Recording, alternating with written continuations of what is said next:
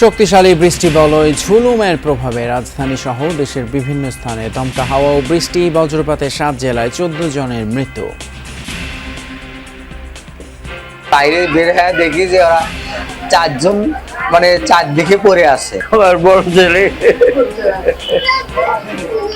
মাসুম বাচ্চা ওরা আছে, 3 বছর একটা মেয়ে আছে। সচিবালয়ে সুউচ্চ ভবন নির্মাণের প্রস্তাব আবারও ফেরত পাঠালেন প্রধানমন্ত্রী। রূপপুর পারমাণবিক কেন্দ্রে ইউরেনিয়াম লোড শুরু মঙ্গলবার। হামে আরও 8 শিশুর প্রাণহানি, মারা যাওয়াদের অনেকেই সঠিক সময়ে পায়নি টিকা। ঢাকার হাসপাতালগুলোতে বাইরে থেকে আসা রোগীর চাপ। শ্বাসকষ্ট দেখা দিছে, কয় নাকি হার্টবিটে পানি জমছে। সুস্থ ছিল কিন্তু এখন তো কোনো উন্নতি পেতেছে না, জ্বর কমতেছে না, পাতলা পায়খানা। চিকিৎসা চলতেছে, কবে সুস্থ হইব তার জানি না। ফ্লোরিডায় 2 পিএইচডি শিক্ষার্থী হত্যার তদন্ত এবং বিচার চায় ঢাকা। হরমুজ দিয়ে বাংলাদেশি জাহাজ চলাচলে আর সংকট নেই, দাবি প্রতিমন্ত্রীর। ডেড বডি ফিরিয়ে আনার ব্যাপারে তাদের যে অটোপসি করতে হবে, তাদের যে লিগাল কাজগুলো আছে, এগুলো কমপ্লিট হলে আমরা দেখছি যত তাড়াতাড়ি সম্ভব রিপাট্রিয়েশন করবো।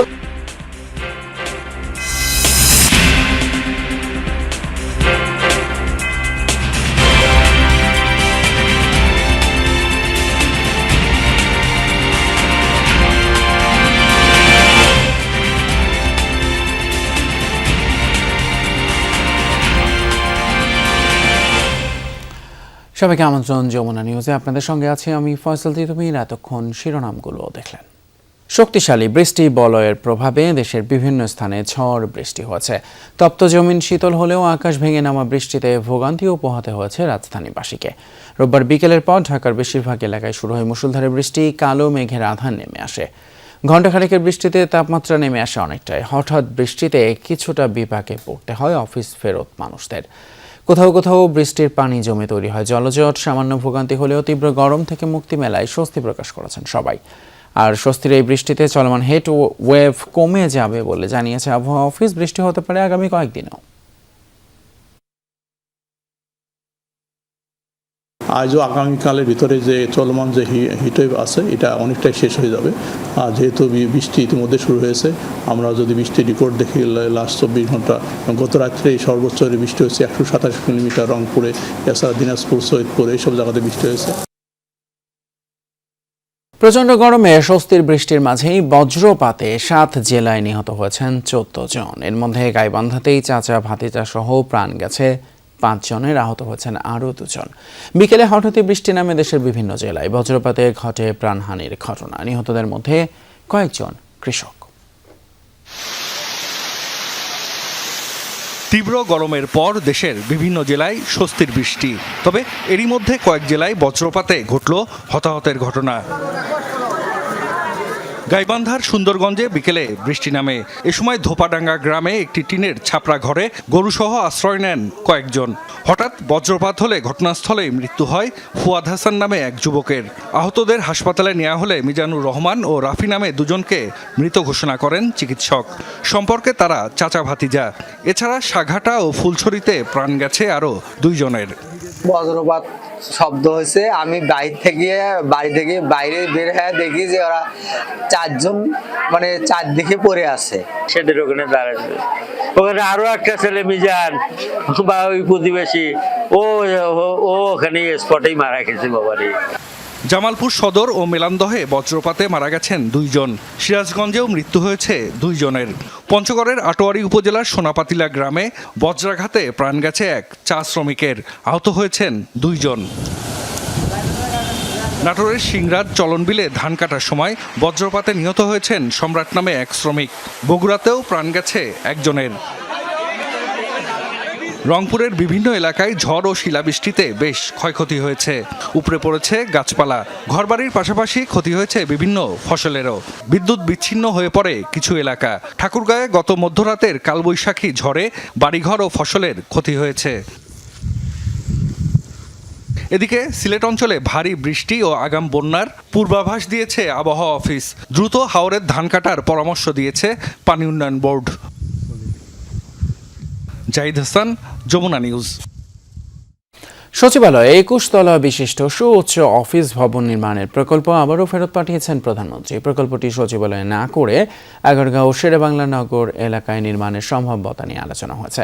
ফেরত পাঠানো হয়েছে ঢাকা শহরের জরুরি পানি সরবরাহ প্রকল্প। তবে একনেকে উপস্থাপিত ১৭টি প্রকল্পের মধ্যে ১৪টির অনুমোদন দেওয়া হয়েছে। এর জন্য খরচ হবে প্রায় ১৩,৫০০ কোটি টাকা। সভায় প্রধানমন্ত্রী তারেক রহমান প্রকল্পের দীর্ঘসূত্রতার কারণ তদন্তের নির্দেশ দেন। জাতীয় অর্থনৈতিক পরিষদের নির্বাহী কমিটি একনেকের দ্বিতীয় সভা সচিবালয়ে। প্রধানমন্ত্রী তারেক রহমানের সভাপতিত্বে অনুষ্ঠিত বৈঠকে উপস্থাপিত ১৭টি প্রকল্পের মধ্যে ১৫টি নিয়ে দীর্ঘ প্রায় ২.৫ ঘণ্টা আলোচনা হয়। এর মধ্যে নতুন ৫টি, সংশোধিত ৫টি ও মেয়াদ বৃদ্ধির ৪টি প্রকল্প অনুমোদন দেয়া হয়, যার খরচ ১৩,৪৪৫ কোটি ৪১ লাখ টাকা। একনেকে অনুমোদিত ১৪ প্রকল্পের মধ্যে স্বাস্থ্য, অর্থ ও প্রাণী সম্পদ মন্ত্রণালয়ের ৩টি প্রকল্প আছে। স্থানীয় সরকার মন্ত্রণালয়ের ৪ প্রকল্পের পাশাপাশি অনুমোদন হয়েছে সড়ক পরিবহন ও সেতু মন্ত্রণালয়ের ৫টি প্রকল্পের। এর মধ্যে ৩ প্রকল্পের মেয়াদ ৫ বার বৃদ্ধির কারণ খতিয়ে দেখতে মন্ত্রিপরিষদ সচিবকে আহ্বায়ক করে তদন্ত কমিটি গঠন করা হয়েছে।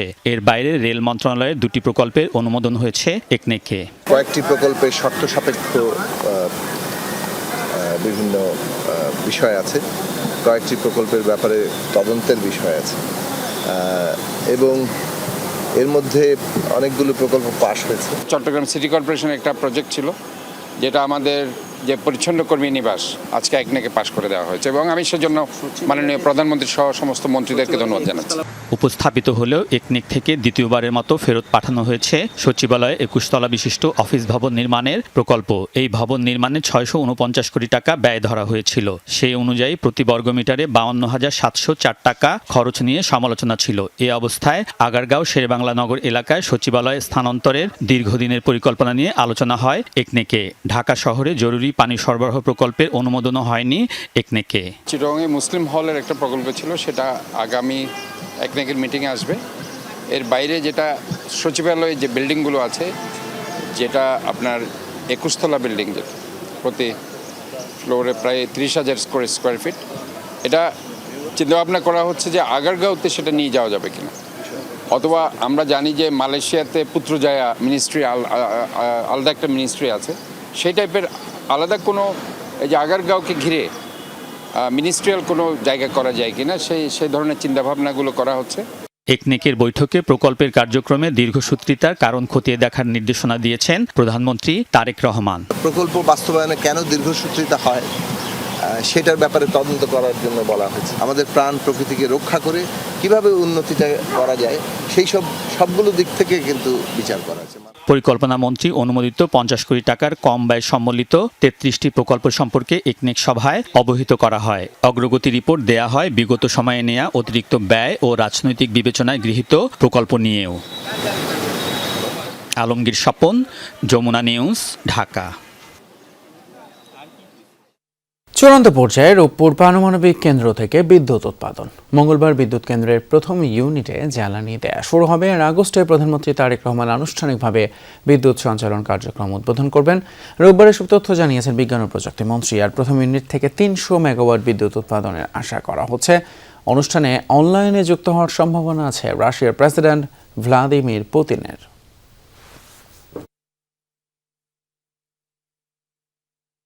3rd অগস্ট আমরা আল্লাহ চেয়ে 300 মেগাওয়াটস বিদ্যুৎ আমরা ন্যাশনাল গ্রিড দিতে পারবো বলে আমরা আশা করছি। এতে অলমোস্ট 2 কোটি লোকের সুবিধা দিতে পারবো, রেটস দিতে পারবো আমরা। যদিও এটা আমরা ২৪০০ মেগাওয়াট বলছি, বাট আমরা মনে হয় ২২০০ মেগাওয়াট পর্যন্ত আমরা national grid. Police, ambulance, fire service সহ জরুরি কাজে নিয়োজিতদের জন্য তেলের রেশনিং থাকছে না বলে সংসদকে জানিয়েছেন প্রধানমন্ত্রী তারেক রহমান। পয়েন্ট অফ অর্ডারে করা প্রশ্নের উত্তরে কথা বলেন প্রধানমন্ত্রী। জাতীয় সংসদ অধিবেশনের ২১তম কার্যদিবসে সংসদ সদস্যদের জন্য বিদ্যমান শুল্কমুক্ত গাড়ি সুবিধা বাতিল করে সংসদ সদস্য পারিতোষিক ও ভাতাদি সংশোধন বিল ২০২৬ কণ্ঠভোটে পাশ হয়। এছাড়া জ্বালানি পরিস্থিতি মোকাবেলায় করণীয় ঠিক করতে ১০ সদস্যের সর্বদলীয় বিশেষ কমিটি গঠন হয়েছে, যার মেয়াদ হবে বিজ্ঞপ্তি প্রকাশের পর থেকে ৩০ দিন।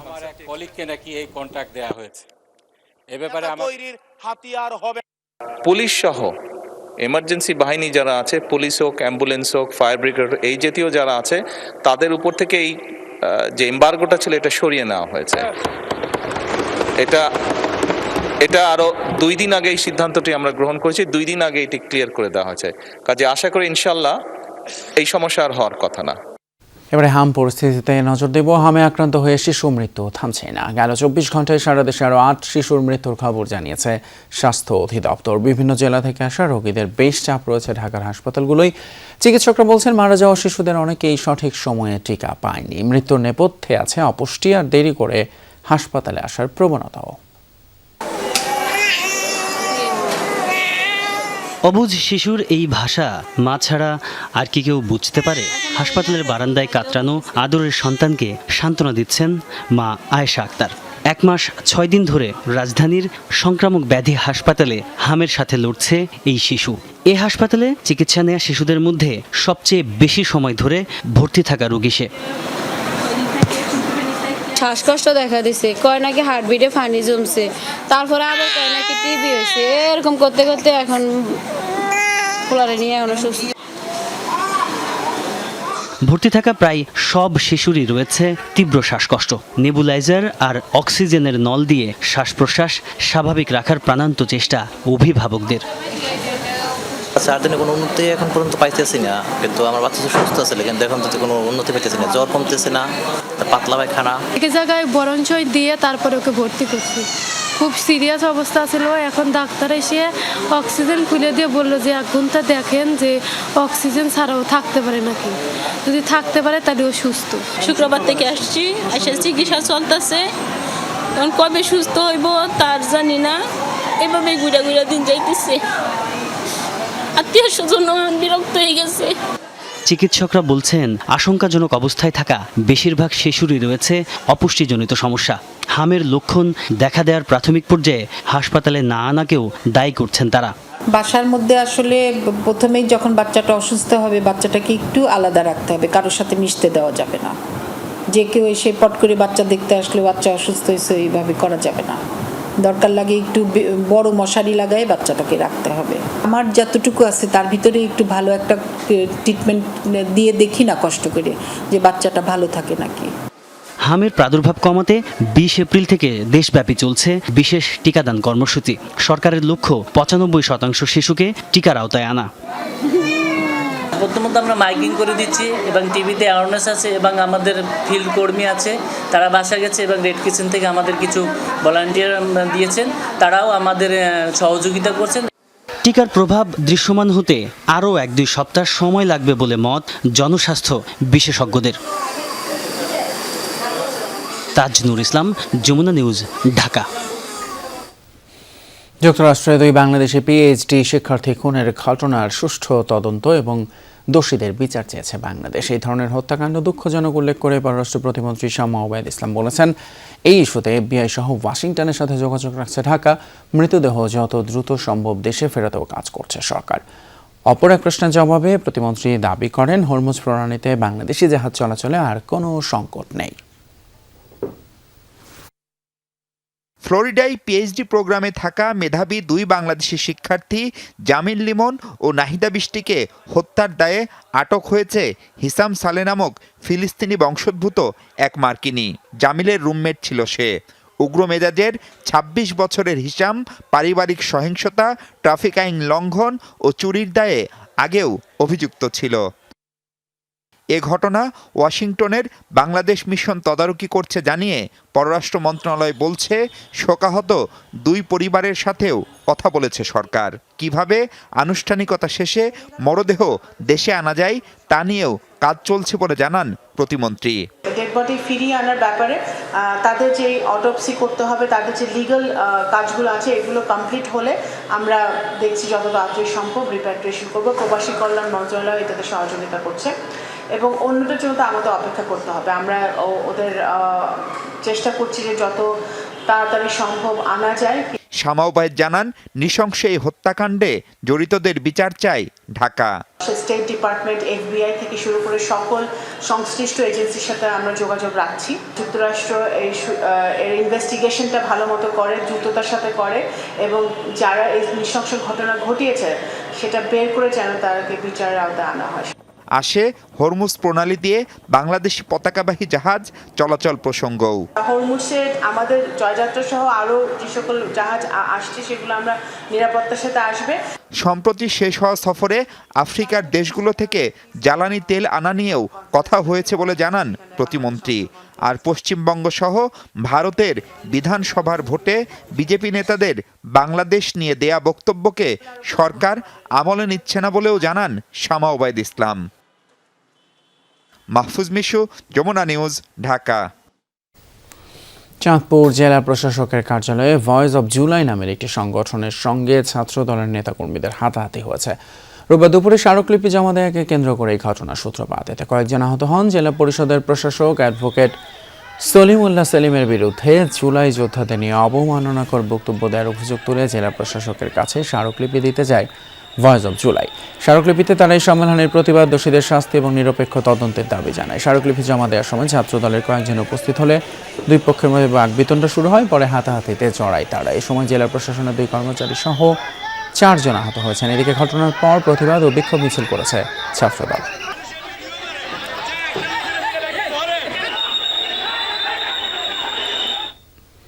ফেসবুকে লেখালেখিকে কেন্দ্র করে কুড়িগ্রামের রাজারহাটে ছাত্রদল ও ছাত্র শিবিরের মধ্যে সংঘর্ষ হয়েছে। এতে উভয় পক্ষের অন্তত 6 জন আহত হন।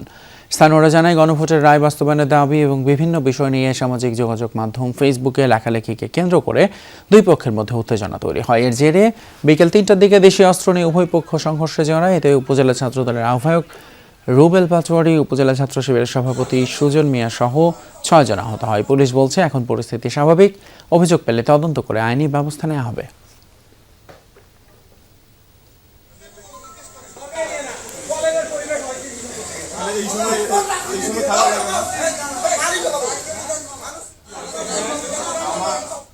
খেলার খবর। ক্রিকেটে চমক দিয়ে পাকিস্তানের বিপক্ষে প্রথম টেস্টের জন্য 15 সদস্যের টেস্ট দল ঘোষণা করেছে বিসিবি। ঘরোয়া ক্রিকেটের সফল ব্যাটার অমিত হাসান আর সাদা বলে সফল তানজিদ হাসান তামিম প্রথমবারের মতো ডাক পেয়েছেন লাল বলের আভিজাত্যে। অমিত হাসান প্রথম স্থানের ক্রিকেটে 49 ম্যাচে 49.32 গড়ে 11 সেঞ্চুরি সহ 3650 রানের মালিক। এদিকে দীর্ঘ বিরতি কাটিয়ে সাদা পোশাকে ফিরেছেন তাসকিন আহমেদ ও শরীফুল ইসলাম। স্কোয়াডে অভিজ্ঞতার ঝুলি সমৃদ্ধ করতে থাকছেন মুশফিক, লিটন এবং স্পিন আক্রমণে তাইজুল মিরাজের সাথে ফিরেছেন নাইম হাসান। বিশ্ব টেস্ট চ্যাম্পিয়নশিপের অংশ হিসেবে আগামী 8 মে মিরপুরে শুরু হবে লড়াই। আন্তর্জাতিক এবার আবারও পাকিস্তান পৌঁছেছেন ইরানের পররাষ্ট্রমন্ত্রী আব্বাস আরাকচি। সন্ধ্যায় ইসলামাবাদে পৌঁছান তিনি। ইরানের সরকারি বার্তা সংস্থা IRNA নিশ্চিত করেছে এই তথ্য। এর আগের দিন ইসলামাবাদ থেকে ওমানে সংক্ষিপ্ত সফরে গিয়েছিলেন। মধ্যপ্রাচ্যে চলমান উত্তেজনা নিরসনে সেখানকার সুলতানের সাথে বৈঠক করেন আরাকচি। ওমান সফরের আগে শনিবার ইসলামাবাদে পাকিস্তানের প্রধানমন্ত্রী ও সেনাপ্রধানের সঙ্গে বৈঠক করেন ইরানের পররাষ্ট্রমন্ত্রী। সোমবারও ইসলামাবাদের পাকিস্তানের এই দুই নেতার সাথে আলোচনার টেবিলে বসার কথা রয়েছে। তার সামাজিক মাধ্যম এক্সে একটি পোস্টে আরাকচি জানান, স্থায়ীভাবে যুদ্ধবন্ধের একটি কার্যকর কাঠামো নিয়ে তেহরানের অবস্থান ইসলামাবাদের কাছে তুলে ধরেছেন তিনি। গাজা উপত্যকায় ইসরায়েলি হামলায় হামাসের কমপক্ষে 3 সদস্য নিহত হয়েছেন। শনিবার ইসরায়েলি সেনাবাহিনী নিশ্চিত করেছে এই তথ্য। IDF জানায়, কাল বৃহস্পতিবার মধ্য গাজায় অবস্থিত হামাসের অপারেশন সেল লক্ষ্য করে অভিযান চালায় তারা। হামলায় হাজেম রামি আলী আইদি নামের এক হামাস কমান্ডার নিহত হয়েছে বলে দাবি করেছে ইসরায়েলি বাহিনী। তাদের দাবি, ইসরায়েলের 2024-এর 7 অক্টোবরে হামলায় জড়িত ছিলেন এই হামাস নেতা। এছাড়া ইব্রাহিম মানসুর এবং মাহের তানতাই নামের আরও 2 হামাস নেতাও নিহত হয়েছে বলে জানায় ইসরায়েল। এ ছিল আমাদের যমুনা নিউজ এখনকার মতো। এতক্ষণ সাথে থাকার জন্য ধন্যবাদ আপনাদের সবাইকে।